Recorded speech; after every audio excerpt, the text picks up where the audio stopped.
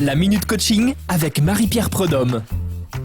Bonjour à tous et bienvenue dans la Minute Coaching avec Marie-Pierre. On aborde ce mois-ci le bien-être à l'école. Marie-Pierre, bonjour. Bonjour Julie. On parle aujourd'hui des relations dans la cour de récré qui peuvent parfois être très problématiques pour les enfants. Quels sont les problèmes fréquemment rencontrés par un enfant dans une cour de récré ou dans la classe notamment? Alors le problème majeur, c'est un problème d'intégration et il peut y avoir derrière ça différentes raisons. Il peut y avoir le fait de se sentir différent et on peut se sentir différent parce qu'on n'a pas les mêmes origines, que ce soit sociale ou que ce soit ethnique, peu importe.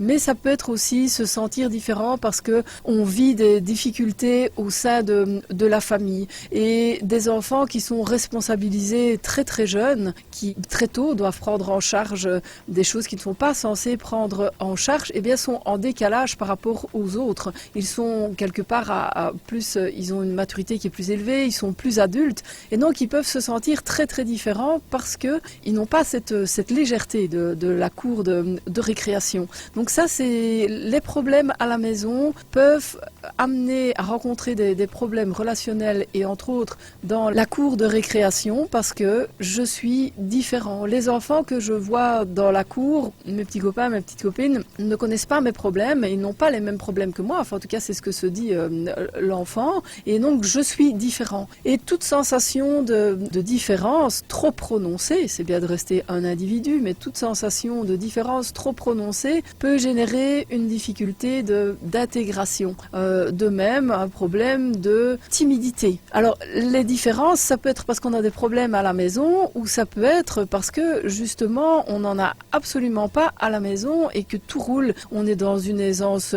financière qui est, on le constate, supérieure aux autres.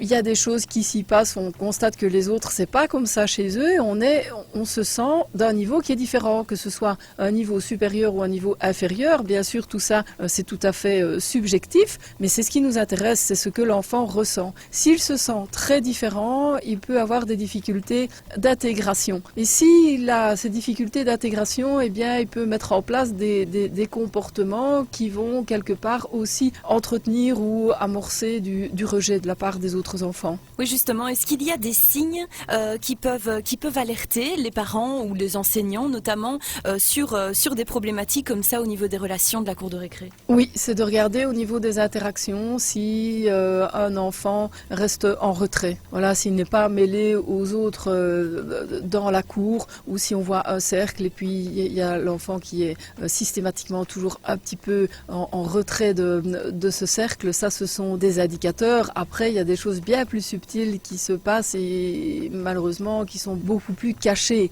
Il y a aussi lorsque l'enfant s'exprime peu. Qu'est-ce que tu as fait aujourd'hui à la récré? Oh, ça va, j'ai joué. Et qui ne raconte pas. S'il ne raconte pas du tout, voilà, il peut y avoir plein de raisons à ça qui ne sont pas nécessairement graves ou alarmantes, mais il peut y avoir le fait qu'il ne se passe rien et que l'enfant est là dans la cour, il attend que ça passe et il se sent en décalage par rapport aux autres. Est-ce que des fois il faut peut-être simplement relativiser et aider l'enfant à relativiser par rapport à cette situation peut-être de différence? Bien sûr, aider l'enfant à exprimer s'il sent s'il a cette sensation de différence. La première chose c'est qu'il puisse l'exprimer, mais on reviendra à ça dans une prochaine capsule. Il y a aussi un travail qui peut être fait lorsque j'accompagne des enfants qui ont des difficultés au niveau scolaire. D'abord je rencontre avec les parents, ça c'est vraiment un prérequis. Et puis lorsqu'on travaille avec l'enfant seul, avec des difficultés d'intégration, c'est un travail qui se fait en auto-hypnose. Les enfants sont hyper réceptifs et j'ai plein d'exemples d'enfants que j'ai accompagnés et qui ont pu réintégrer des relations sociales dans la cour qui pourtant étaient dans des schémas de rejet, voire même de violence physique et verbale, mais ils ont pu retrouver leur place. Et pour ça, l'hypnose est vraiment un outil très puissant et vraiment très adéquat. L'hypnose donc, et également laisser la place à l'enfant pour s'exprimer à la maison, c'est le sujet qu'on abordera la semaine prochaine. Marie-Pierre Prudhomme, merci. Merci. Pour contacter Marie-Pierre, rendez-vous sur le www.coachingprudhomme.be ou par téléphone au 0478 99 71 57.